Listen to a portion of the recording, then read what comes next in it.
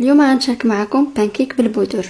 هنا عندي 2 بيضات، معلقه كبيره او 2 معالق كبارين ديال عسل البرتقال، خلطهم مع بعضياتهم.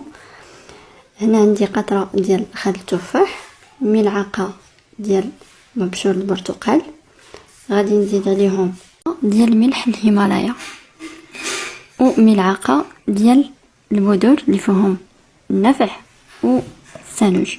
من بعد غادي نكب الخليط ديال البيض على 2 كيسان كبارين ديال البرتقال.